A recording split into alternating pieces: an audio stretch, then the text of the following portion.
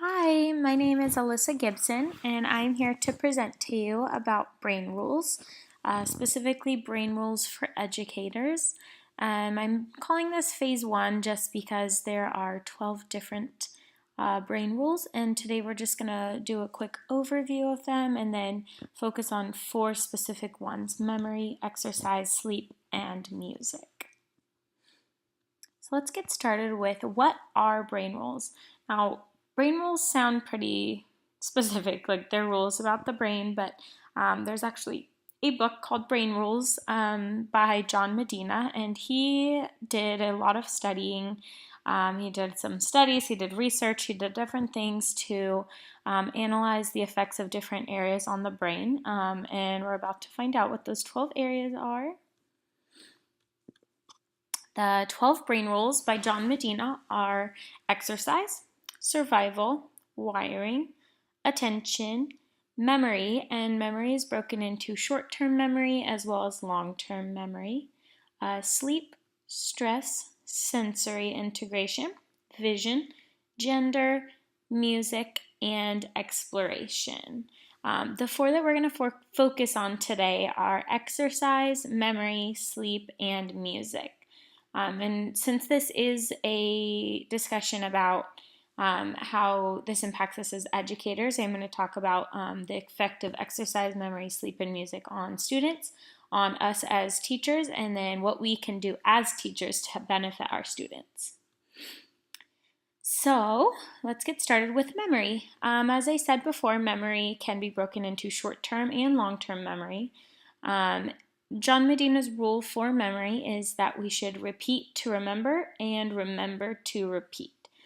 So let's talk about the effects on students. So students remember better when encoding. This includes using all of our senses or multisensory functioning.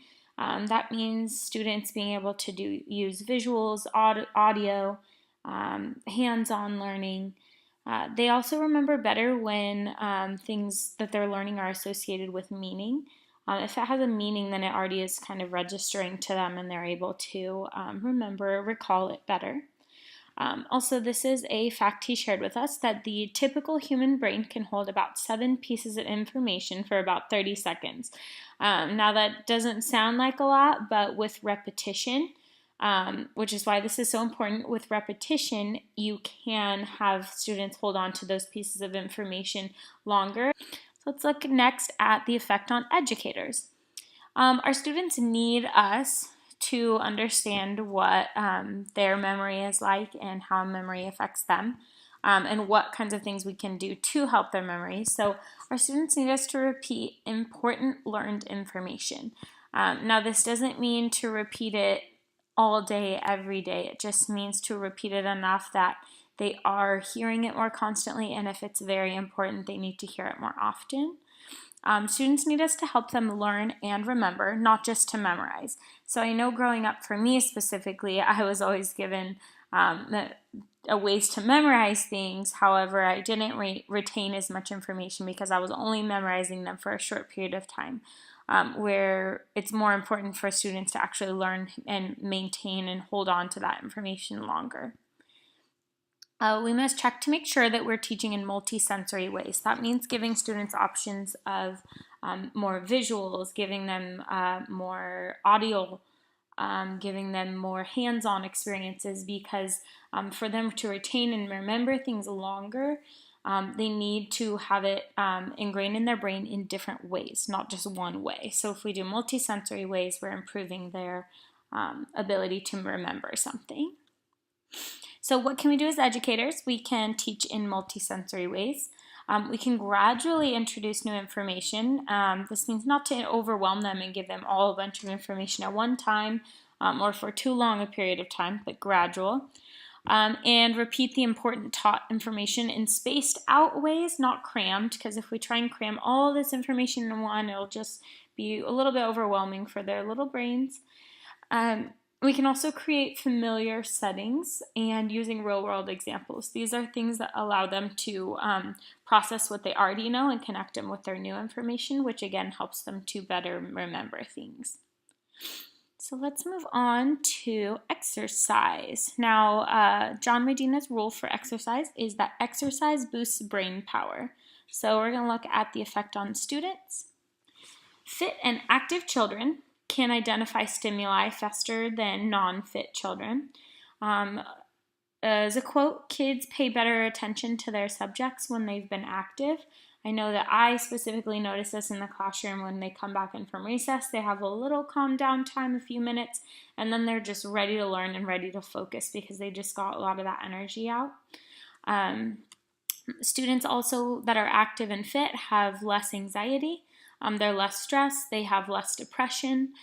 They have higher self-esteem, and they can focus longer. And these are all extremely great benefits of exercise and being fit. This affects educators because when our students are active or fit, we can maintain their attention longer, which means that we can teach longer. We can expect better focus on the subject at hand. So besides just the amount of time they can focus, we can expect their focus to be on that subject specifically and not kind of all over the place. Also, we're dealing with happier, confident, more healthy children, and that is such a plus in the classroom. So what we can do as educators, try flexible seating. So I have personally done this, and I have seen a huge improvement in my students' success both academically and behaviorally. I've noticed that when they're able to kind of fidget or move their body a little bit, they're still focusing and still practicing, paying attention, participating, but they're not solely focused on the fact that they're being forced to focus and not being able to move. So being able to move allows them to free up that kind of brain space and they can focus better. We should allow physical breaks when needed. I personally use something on the computer. We do little games, we do little videos. Sometimes we get up and move, listen to music, things like that. Also encourage outside play. I never take away their recess or their lunch time. Designating time out of the day for active movement, whether that's incorporating it specifically into your classroom or taking time to go outside and maybe do a lesson out there.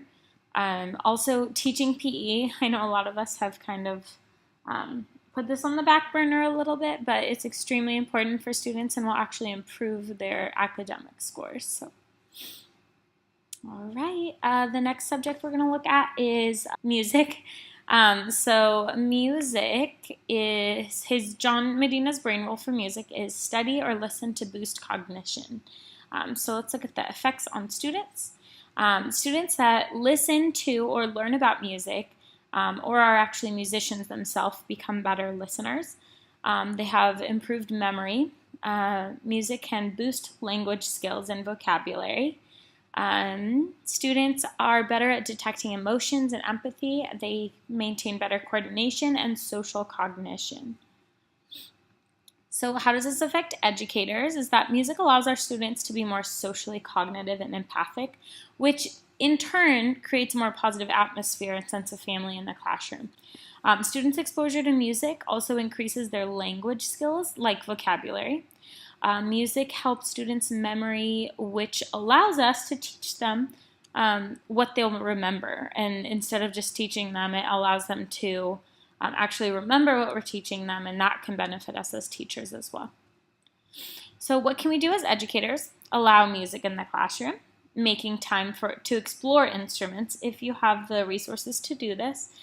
Play a variety of appropriate music for students, and there are some types of music that are better for learning than others or for quiet time than others, but exposing them to different kinds is beneficial. Also, we can create partner and group activities that include or are associated with music. All right, the last area I wanted to look at is sleep. The rule for sleep is sleep well, think well. The effect it has on students is that the amount of sleep that students get can affect them either positively or negatively.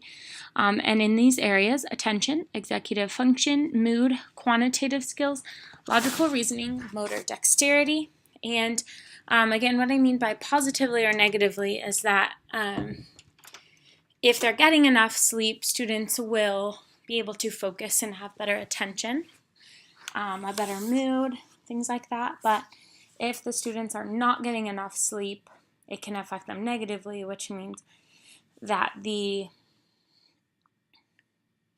attention and the mood and their logical reasoning are not functioning as well. So also some students learn better in the AM or PM and in between. This is why we call them like morning birds or night owls, things like that. But this can affect actually when they do their best work, even at school. This affects educators because our students need us to be flexible. This means they sometimes will need us to vary the times that we do certain things because some of them learn better at different times than others and do their best work at different times. Our students might not understand the importance of sleep, so we need to actually teach them this and reiterate the importance of it. Students' sleep will impact their learning, which will impact our teaching, and we need to be aware of that and maybe the students' home situations and how this affects their sleep. So what can we do as educators?